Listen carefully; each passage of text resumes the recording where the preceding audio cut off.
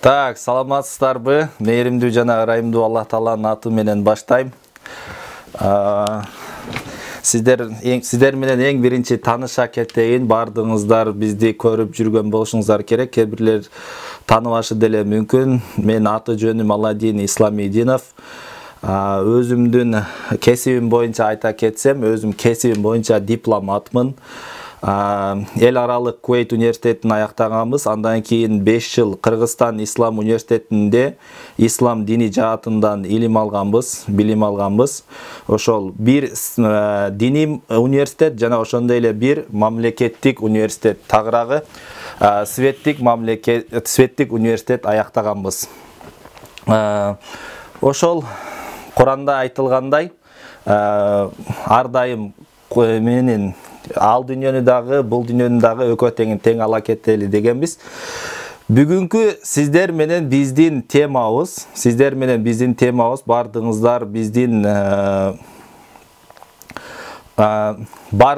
биздин теманы билесиздер, ой жүгүртүү деп айтканбыз. Негизи жалпысынан алганда саморазвитие боюнча өтөбүз. Сиздер менен саморазвитие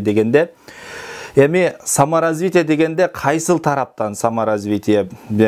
Бардык эле мисалы үчүн саморазвитие өзүн өзү өнүктүрүү боюнча айтып жатышат, мисалы үчүн бар эле сүйлөп жатышат, бардык эле айтып атат. Биздин өзгөчөлүгүбүз, ушул мен айта турган бүгүнкү биздин сабагыбыздын өзгөчөлүгү эмнеде? Биздин сабагыбыздын өзгөчөлүгү, урматтуу достор, кээ бирөөлөр мисалы үчүн Брайан Трейсинин китебинен алат, кээ бирөөлөр дагы Роберт Кийосакинин китебинен алат, дагы башкалар дагы башка жактан алат. Бирок биздин өзгөчөлүгүбүз, бүгүнкү биздин сабагыбыздын, тренингибиздин өзгөчөлүгү бул ислам дининин негизинден, ошондой эле ислам дининин негиздеринен кантип биз өзүбүздү өнүктүрөбүз.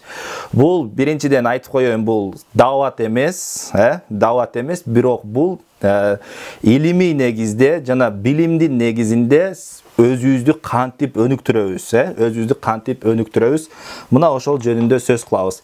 Эмне үчүн биз илимий негизде деп айтып жатабыз? Себеби эгерде мен өзүмдүн жашоомдон бир окуяны айтып бере турган болсом, сиздерге бир окуяны айтып бере турган болсом, бул менин жашоомо түшүшү мүмкүн, бирок сиздердин жашооңуздарга түшпөшү мүмкүн. Менин жашоомдун ачкычы болду, бир ийгиликтин ачкычы болду. Бирок бул нерсе сиздерге ачкыч болбой калышы мүмкүн, сиздердин жашооңуздарга түшпөй калышы мүмкүн. Менин жашоомо түшкөн ачкыч сиздердин жашооңуздарга түшпөй калышы мүмкүн. Бирок бул илимий нерсе, Куран, хадис, аяттар сөзсүз ар бирибиздин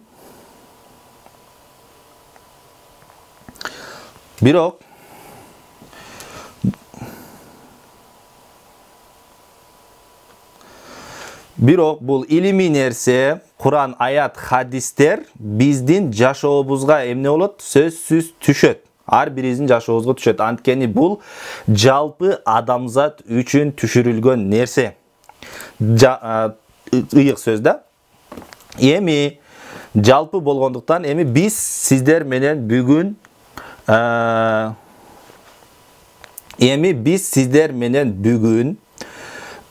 бир эме боюнча бардыгыбыз, кээ бирөөлөр балким арабызда намаз окугандар бар, кээ бирөөлөр жаттаганбыз. Астагфирулла вал аср деген сүрөнү карап көрөбүз. Бул сүрө боюнча Имам Шафи айткан: "Лаула анзалаллахул Кур'ана ла анзала хазихи сурата". Эгерде Кудай Таала Куранды түшүрбөсө дагы ушул сүрөнү түшүрмөк деген экен да, вал аср деген сүрөнү.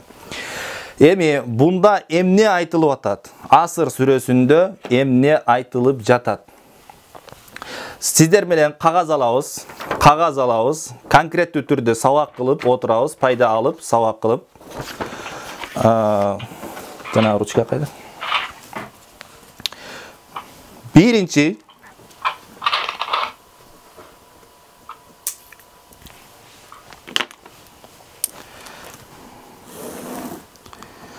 мындай бир сызык сызабыз.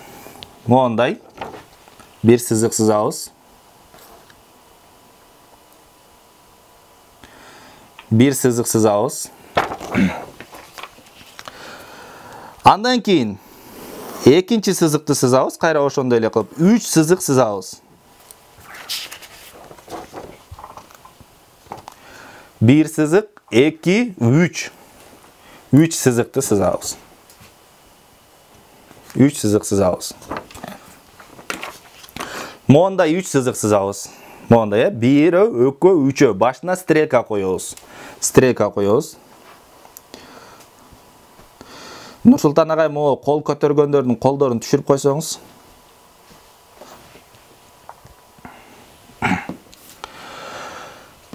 Demek bu üçöğünü emettik. Üçöğünü 3 sızık sızdık. Ar dayım esingizlerde bolsun 3 nerse paralel ketet. 3 nerse paralel ketet. Birinci uakıt ketet. Uakıt ketet. Birinci üstünde uakıt dep жазыңыздар. Ubakıt. Birinci jana sızıkka uakıt dep жазасыздар. Birinci sızıkka uakıt.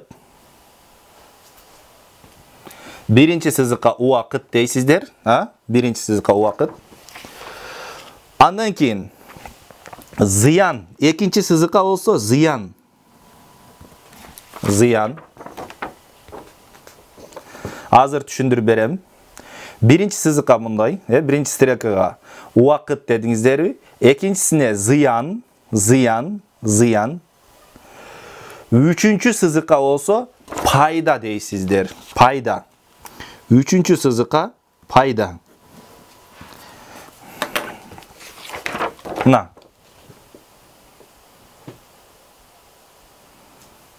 Kim jakşı mani berip emek kılsa, ушул нерсени эгерде түшүнө турган болсо, түшүнүп, чындап, аңдап жете турган болсо, ушул сабакты бүгүнкү сабагыбыз максатына жеткен болот. Адамды бул нерсе сөзсүз аракетке алып келет.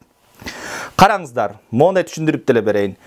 3 нерсе параллел кетет. Биринчи убакыт, зыян, андан кийин пайда кетет. Пайда кетет. Ушул аяттын эмеси боюнча түшүнүш боюнча. Вал аср деди, убакытка ант деди биринчиси.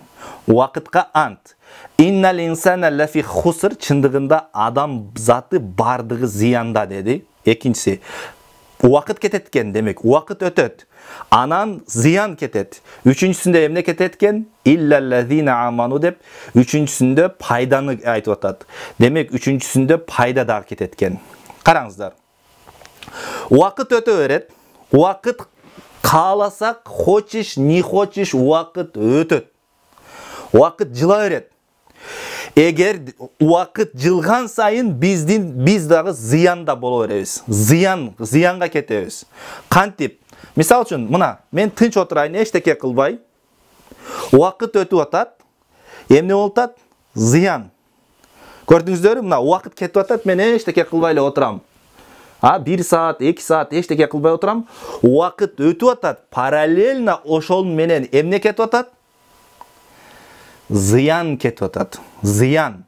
Кимдин шотуна? Адамдын шотуна эмне кетип атат? Зыян кетип атат. Түшүнүп атасыздарбы?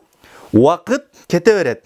Убакыт өткөн сайын биз эгерде эч нерсе кылбай отурган болсок, демек биздин шотубузга, биздин эсебибизге зыян кете берет.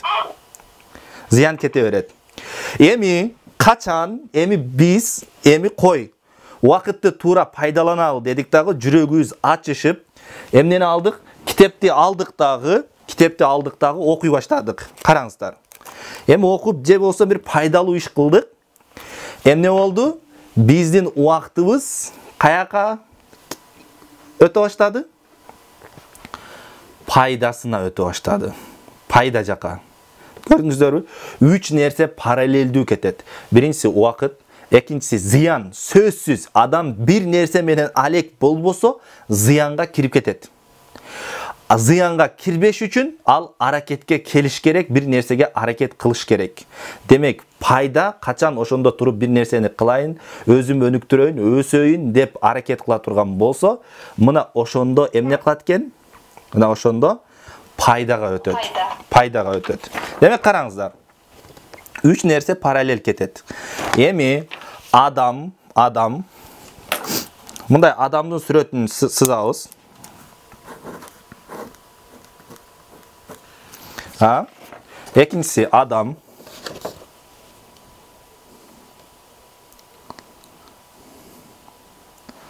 Adamdın suretini sızabız.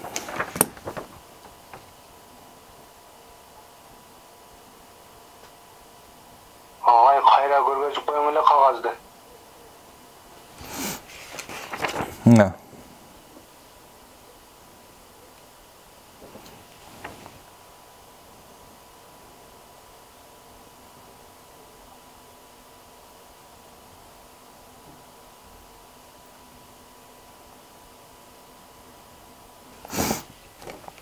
Adam süret. Süret. Oşol adamdın eki janına eki çaka emeklasızlar. Eki çaka tartasızlar. Na.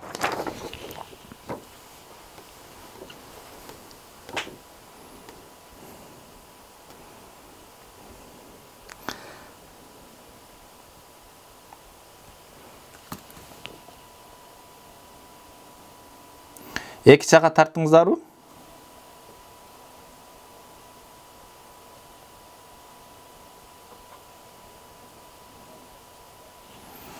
Eki çaka, Canınızda eki çaka var.